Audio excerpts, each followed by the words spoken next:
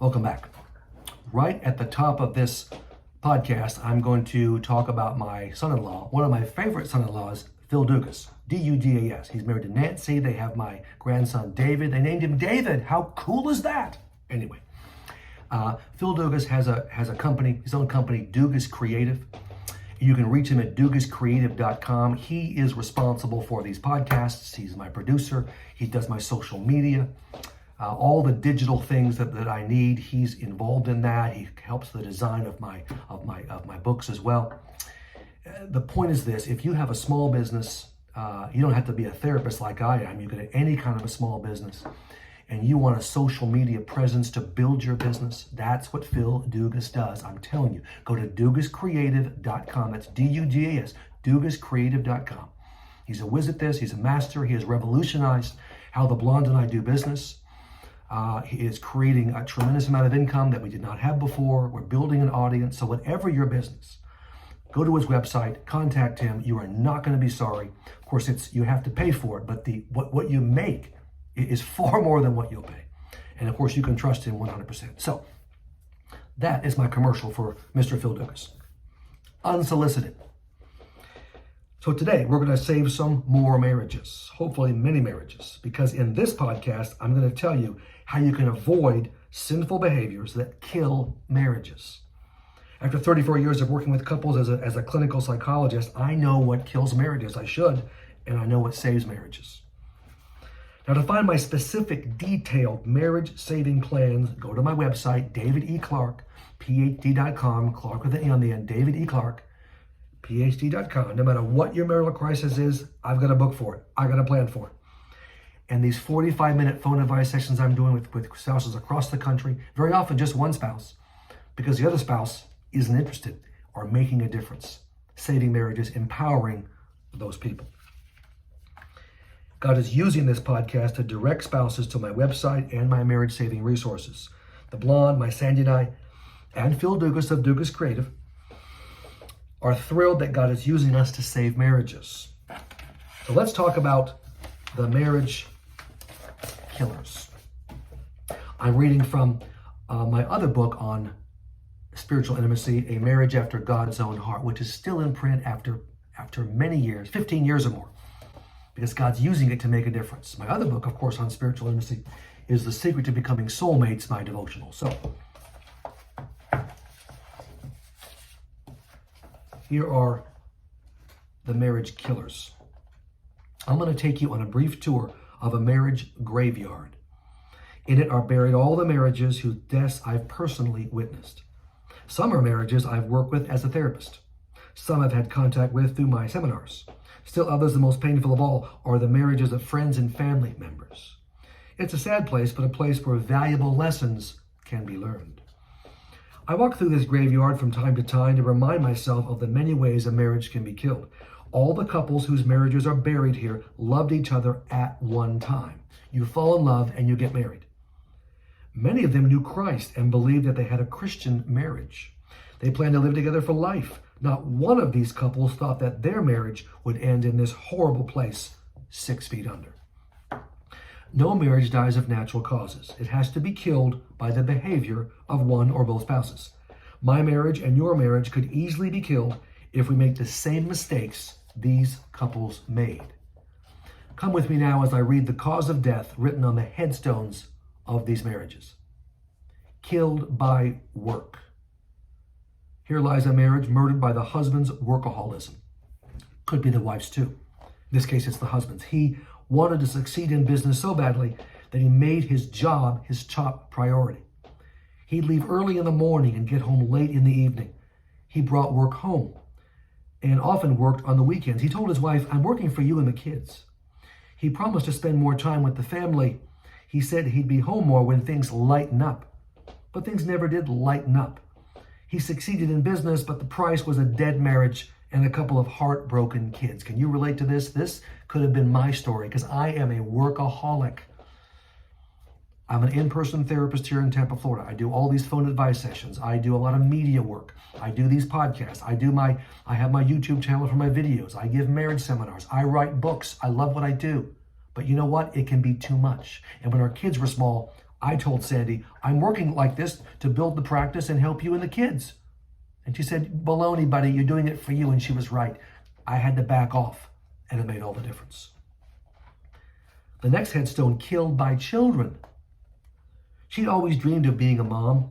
When she had her 3 children, she threw herself into their lives. That's what most moms do, of course. She was going to be the best mom ever. She did everything for her kids.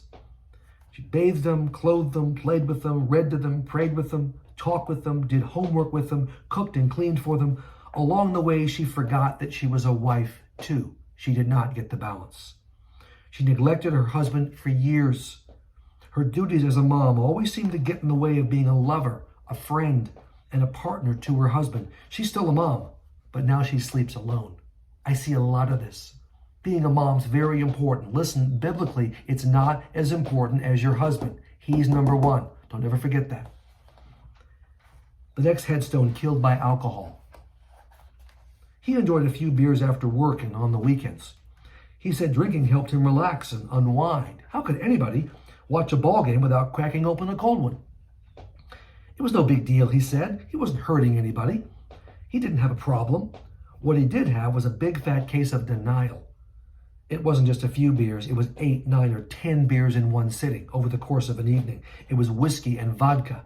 It was stupid jokes, vicious rages, and falling asleep night after night in his chair.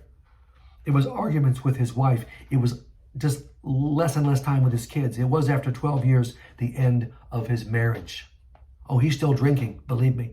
I told this guy in my office, stop it. Your marriage is on the line. He said, no, I'm not an alcoholic.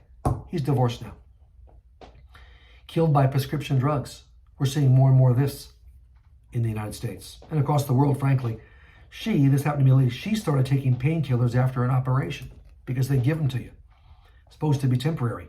She was supposed to fill only 1 prescription and be off the pills in 3 weeks, but she had stress in her life and the pills made her feel good. She got hooked.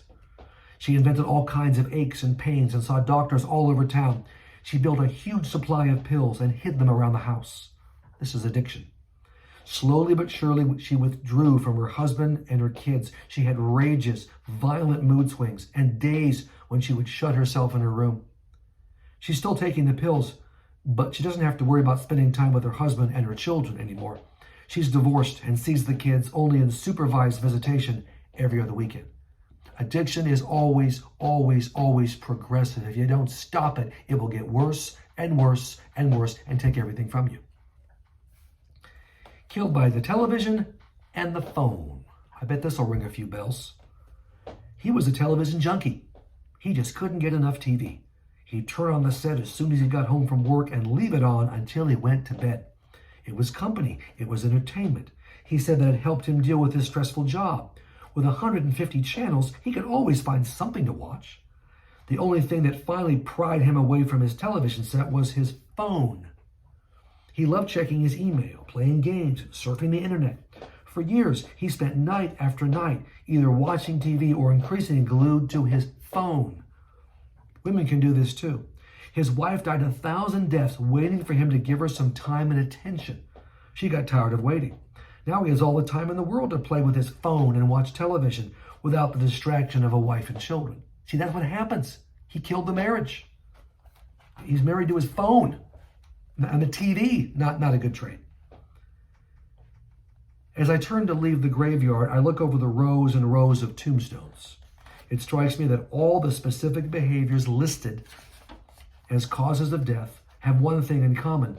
They are counterfeits of intimacy. They are behaviors outside the marriage relationship that promise fulfillment and passion, but end up destroying us and our marriages. Every person, and I mean every person, has at least one counterfeit of intimacy. It is an area of weakness that you are drawn to. Now be honest, it's always around. It's right outside the door of your life waiting. But it doesn't wait passively. It calls to you, promising fun and excitement, and yes, even intimacy. In the New Testament, James does not mince words about the insidious process of sin. In the book of James, listen to this. James chapter 1, 14 and 15. Verses 14 and 15. Each one is tempted when by his own evil desire he is dragged away and enticed. Then after desire has conceived, it gives birth to sin. And sin, when it is full-blown, gives birth to death. Sounds familiar, doesn't it?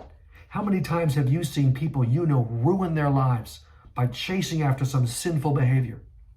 Maybe it's happened to you. Maybe it's happening right now in your life as you listen to this podcast or view this podcast.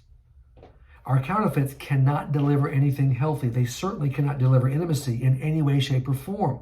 They can only lead to death. If you play with your counterfeit, it will end up killing you, your marriage, and your family. My counterfeit of intimacy is work. I'm acknowledging that. I am a workaholic. God has gifted me to do what I do, and I love all the aspects of my job. I love doing this podcast. I love doing the videos. I love the seminars I do. I love the books I write. All those things. But I can get carried away with what I do. There are times when I become overcommitted and my schedule gets too full. I can always justify it, but it's too full. I begin to look to my career to meet my needs for attention, importance, and emotional fulfillment. That's Sandy's job. That's God should be doing that, not my work. Without realizing it, I neglect my wife and my children and my grandkids now. Can't do that. Bad idea. Fortunately, it doesn't take me long to recognize that I'm swilling at the trough of my counterfeit. I've got two people who are not afraid to get me back on track. My wife, Sandy, of course, she speaks the truth. She's a tough woman. She'll say, Dave, stop it. You're too busy. Let's look at your schedule. Let's reduce it. Of course, we work together so she can see me in action. My best friend, Bob Johns, also on the job. We talk probably every other day on the phone. We see he and his wonderful wife, Pam, the beautiful brunette, once a month. And so he watches me and I watch him too. And he'll tell me, Dave, you're too busy. I'm just telling you, I know you. Stop it. Back off. And so it helps. Got to have that accountability. So let me ask you, what's your counterfeit? Be honest with me and be honest with your spouse. Is it work, children, alcohol, drugs, television, or your phone? Maybe it's an area I haven't mentioned yet. Check out this list and see if you recognize anything. Sports, church involvement. You can get too involved in church. Entertainment, hobbies, crafts, food, gambling, cigarettes, pets, shopping, exercise, money, power, fame, sex. A lot of different possibilities, aren't there? That last one on the list jumps out at me. Sex has literally exploded as a destructive force in society. Over the past 20 years, I've watched sexual lust wipe out marriage after marriage after marriage. Killed by lust is the epitaph etched in grim finality on millions of marriage tombstones. If sex isn't the number one counterfeit of intimacy, for both men and women, it's awfully close. In our rapidly deteriorating Western culture, sex has become a counterfeit of epidemic proportions. Sex is everywhere, promising easy stimulation, passion, and escape. Oh, it can deliver these things temporarily. And when you're hooked, you'll spend more and more time and energy looking for your next fix. A startling picture of just how completely lust can take over a life can be found in experimental laboratories at major universities across the world.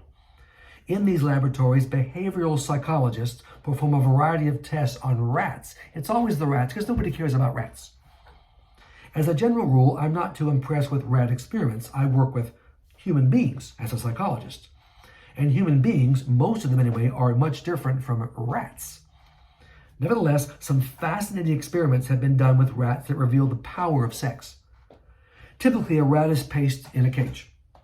Inside the cage, on one side, near the floor, there is a small lever. The rat bangs around the cage for several minutes, sniffing and exploring. When, quite by accident, the rat hits the lever, he receives a reward. In such experiments, usually it's a pellet of food or a drink of water. In one study, however, the rat received a sexual stimulation when the lever was hit. They found out how to stimulate a rat sexually. People are paid to do this, who knows? This rat had electrodes implanted in a particular part of his brain, and when he hit the lever, he experienced a rat orgasm. Okay, this is not a podcast for children to listen to, obviously. Anyway. In study after study, replicating this experiment, the same startling results have been produced. After the first stimulation, the rat hits the lever and hits the lever and hits the lever. Scores of times, hundreds of times, the rat hits that lever and gets the stimulation until finally he dies. I'm serious. The rat stops giving himself orgasms only when he's taken out of the cage in a rat body bag. It's sad to say, but humans seem to be just as prone as rats to sex addiction. Just like rats, humans have sexual pleasure centers in their brains, and believe me, Satan knows it. Just like rats, humans can give up everything in a headlong rush to satisfy their sexual needs. I've seen hundreds of marriages allow lust, or hundreds of men and wives in marriages allow lust to destroy their lives and marriages. Pornography is so easily accessible now on the internet. Strip clubs, these miserable massage parlors, prostitutes, emotional and physical adultery with actual individuals. Now, I've highlighted sex because it's such a widespread and lethal counterfeit. Be careful, though, not to breathe a sigh of relief if sex isn't your particular counterfeit. Whatever your area of weakness, it has the power to crush you and everyone you hold dear. Now, I hope I've alarmed you. The stakes are extremely high, and you and I are walking a thin line between marital intimacy and marital disaster. The question is, how can we avoid our counterfeits of intimacy and get our needs met in the right places, especially when Satan is cramming our counterfeits down our throats every chance he gets? Satan knows you're counterfeit. You better believe he does, and he'll do anything to shove it down your throat and ruin you. There is a way. It's called spiritual bonding. This is the answer. This is not the only weapon we have in our battle against Satan and our counterfeits, but it is one of the most effective. Our weapons are not of the flesh, but divinely powerful. 2 Corinthians 10:4. Satan can't stand up to spiritual power. He can stand up to our power because we don't have any. When we are bonded spiritually to each other and to Jesus Christ, we have God's power on our side, and that's more than enough. If you are not spiritually bonded to your partner, you will not experience true intimacy. As a result, you will be drawn, not you might, you will be drawn to your counterfeit of intimacy. If you don't have God at the center of your life and your relationship, something else will be at the center. And we both know what that something else will be, don't we? It'll be your counterfeit. When you spiritually bond with your partner, you will experience the true intimacy that God designed you to enjoy. You will connect on a deep level with Jesus Christ and your mate, and your most important needs will be met. Your pool of counterfeit intimacy, I describe it as a pool. It's always waiting for you. Will always be there. It's always available. You have to walk by it every day of your life. Satan makes sure of that. But your thirst for real intimacy satisfied through your spiritual bond, you can walk by it and not drink. It's always possible. But this is the best possible protection against your counterfeit of intimacy. Look, every marriage goes through tough times. Sandy and I have been through tough times. We're going through a tough time right now. My mom died in late April, my precious mother, and we're dealing with that trauma. And we have my precious dad, Bill Clarke, now living with us. And we love him. He's a wonderful person. But you know what? It's been an adjustment for us. Watching his terrible grief and meeting his needs. This is not an easy time for us. We are making it through. But I'll tell you why we're making it through. Because we're spiritually bonding. That's what's helping us. Again, every marriage goes through tough times. Time when life is painful. Times when your physical and emotional intimacy seem to be all dried up. There will be moments when you doubt that you're in love anymore. Expect it. It's going to happen if it hasn't already. You'll wonder if you really want to spend the rest of your life with this person. In these dry, difficult times, the only thing that will keep your marriage alive is a spiritual connection. That's what God's for. Both of you will be seriously tempted to return to your counterfeit, whatever that is. Maybe one of you has already gone to a counterfeit and the marriage has been damaged. Satan will see his chance to kill your love and he'll go for it. Spiritual bonding will help you escape disaster and help you hang on to your relationship long enough to heal and rebuild. As the Apostle Paul tells us in 1 Corinthians 10:13, listen to this. No temptation has overtaken you, but such as is common to man. And God is faithful, who will not allow you to be tempted beyond what you are able, but with the temptation will provide the way of escape, that you may be able to endure it. Through every kind of temptation, when Satan seeks to destroy your marriage, a strong spiritual bond will hold you and your spouse together. That is the way of escape when you're married. Now, in my next podcast, I'll be teaching you the how-tos of spiritual bonding, the specific, detailed how-tos of spiritual bonding. In the meantime, I would recommend you get The Secret to Becoming Soulmates, my brand new devotional that you go through together as a couple, step by step, short little chunks, very brief chapters, 1-2 pages. You'll build deeper conversations emotionally as well as spiritually. And it will protect you against the marriage killers. You can't fight them on your own directly. You'll lose. What you need is God. That's where spiritual bonding comes in. So until next